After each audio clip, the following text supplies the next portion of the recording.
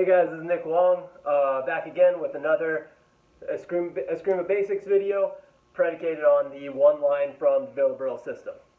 So today we're going to be going over one roof block, one again. I really like this pattern because there's a lot of variability available in it, and I will go over that at the end of the video. At first, I'm going to demonstrate on the back. So one roof block, one again.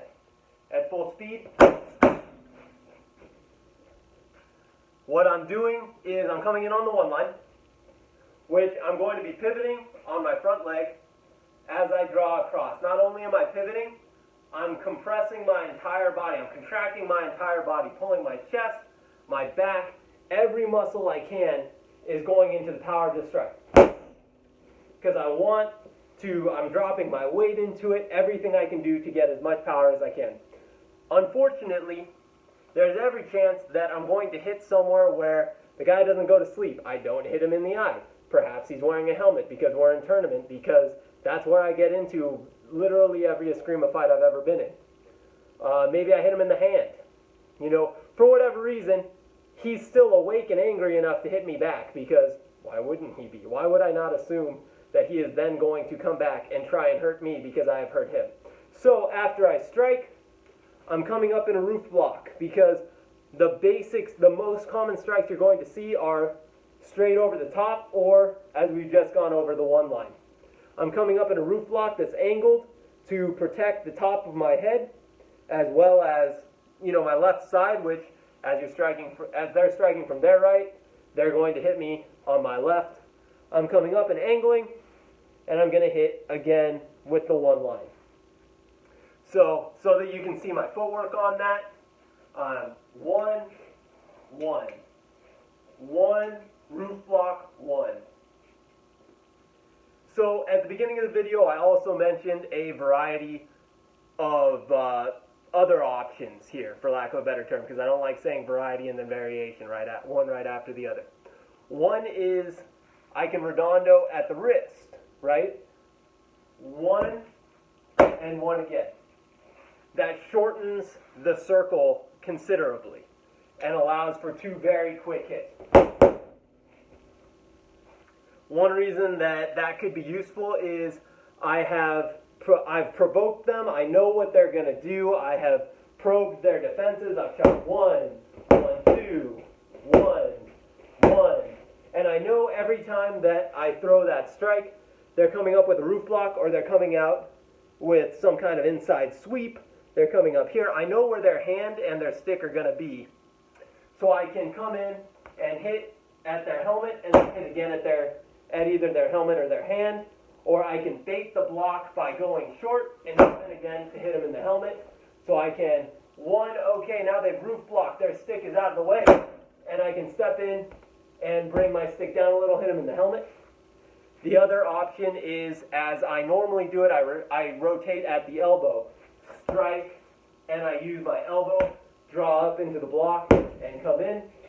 This is the same concept. Most people strike in an X pattern, or they'll come down and then one again. You will see people throw. I've learned it as a Redondo. I know the Inisano group calls it a Floretti. There are 10 million different ways to call any given strike in Eskrima, Kali, Arnis. There's even a bunch of different ways to say it, right?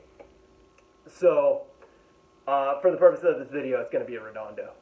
There are a bunch of different reasons to throw it, and people do, but more commonly, it's 1, 2. And if I'm pressing somebody, and they're just reacting on muscle memory, it is unlikely, and they're just reacting on muscle memory, I've pressured them, they're just down to instinct, it is unlikely for them to respond accurately to a Redondo. And so, that's one of my favorite tools later in the fight, after they're tired, after I've pressed them a bit, after I know that I can crowd them and I can start breaking them down with my own cardio.